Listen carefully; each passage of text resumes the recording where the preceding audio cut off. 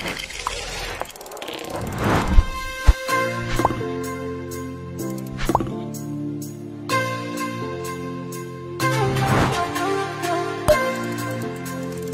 igsoon ko din ni Cristo may buntag ka natong tanan. Aniya kita diri karon sa Quintos Elementary School alang sa mga updates para sa atong election 2025. Aduna kitay unong ka mga clustered precincts nga naa diri sa Quintos Elementary School ug nagsugod ang atong pagpangbutar sa may alas 5 ang takna sa kabuntagon.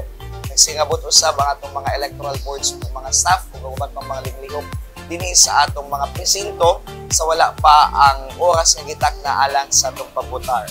Medyo ubay-ubay na gid pod ang mga nanganhino, makita nato sa atong likod na medyo puno na gid ang atong eskwelahan. Buntag pa lamang daghan na gid kaayo ang nanganhi alang sa pagbutar. Sa dili madugay mga igsoon atong kahinabion ng atong samtangang Obispo Most Reverend Raul Miguel kay diri man ang iyang presinto sa Quintos Elementary School at siyang hinabiyon alang sa iyang sentimento sa uban pa niyang gusto ipaabot sa atong mga katawhan diri sa Diocese sa Mayang adlaw mga kaigsunan ko din ni Cristo niya kita karon diri sa Quintos Elementary School ug atong kikahinabion ang atong obispo si Most Reverend Raul Dael alang sa iyang mga sentimento ug sa uban niyang mga ikaingon sa atong eleksyon karong tuiga 2025. Bishop, maayong good morning kanimo diha. Kumusta ang imong pagbutar? Kumusta ang experience imong pagbutar karon nga tuig? Maayo kaayo ang akong kasinatian sa pagbutar karon, no? Malipayon kay ko nga nakakita sa daghan mga botante, no? The long line, no, is actually a good sign that people care for the country, no, for the community, for the province, no, sa atong katilingban.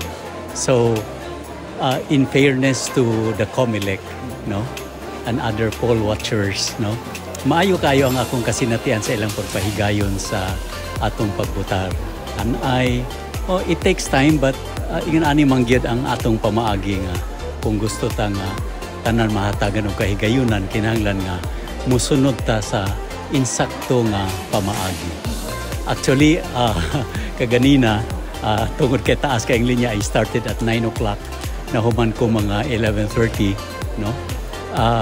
Na ay mga kaila na ay mga tao nga naa sa mga precincts nga murag dili ka gusto nga palinyahon na, no?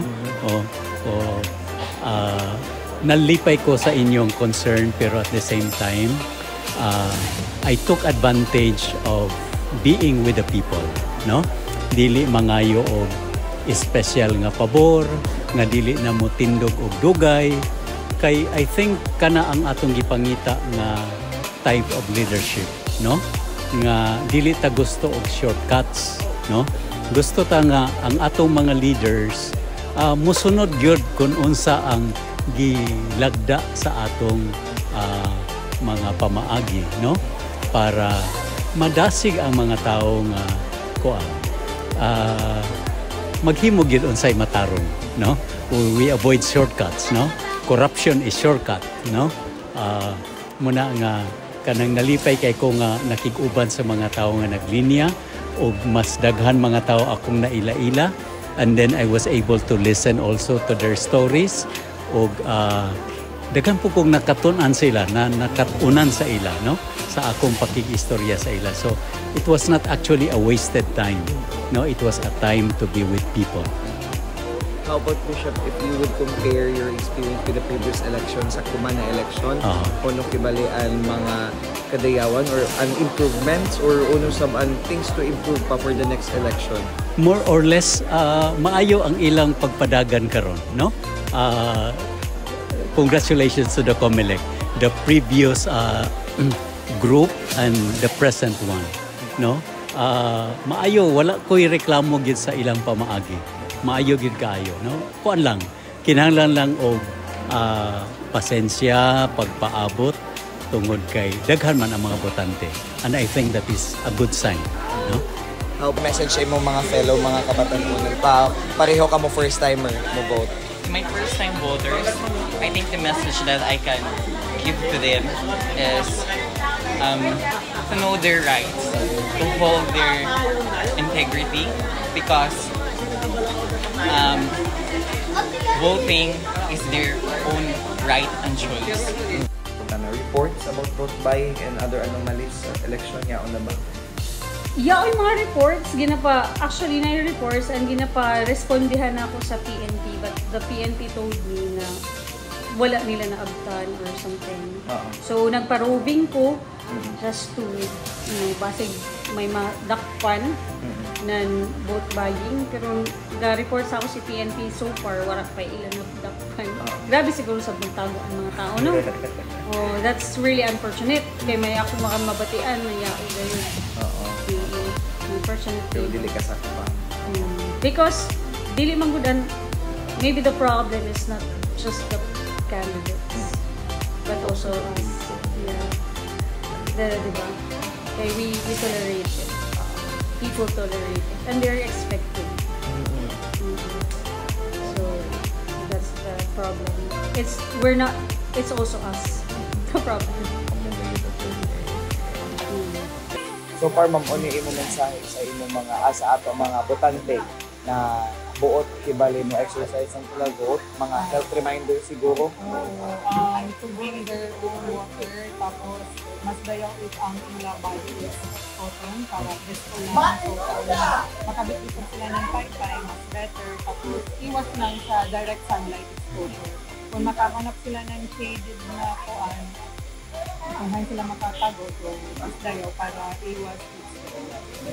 Akong panawagan sa atong mga kaigsuunan nga siguro naapa sa inyong mga panimalay o asa kamo nahimutang karon o wala pa kamo nakaanhi sa presinto nga legal kamo nga mga analista kamo na kamo sa listahan.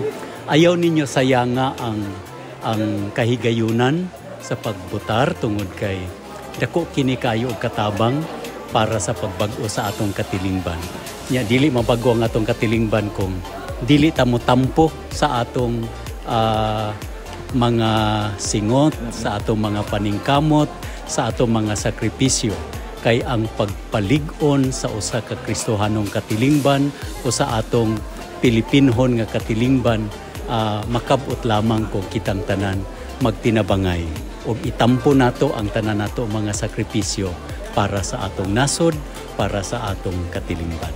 Itong mga booth magpapili, Bishop, ng kandidato na kay mga mensahe? Alang sa atong mga magpapili ng mga kandidato sa eleksyon sa piniliay, gihaguan ninyo kini pag-ayo, gigastuhan ninyo kini, wala kong makabalo kung unsa ang pamaagi sa inyong pagdaog, pero kung moabot ang panahon nga kamo na ang tagaan sa kahigayunan ug oportunidad sa pag-alagad, himuan ninyo ang tanan. Tungod kay ang mga tao naglinya, daghan mga tao wala magbaligya sa ilang boto, no? So ampingin ninyo ang pagsalig sa katawhan ug paningkamutan nato ang pag-alagad kanang walay pili. Ug kung magpili man gani kita, ang atong pilion, ang atong mas tagaan og pagtagad kadtong mga tao nga tinuod gayod nga nagkinahanglan, kadtong mga tao nga dili maabot sa atong kasagaran nga mga tabang, kadtong mga tao nga layo kaayo sa pagpahimulos sa katilingbanon nga kaayuhan.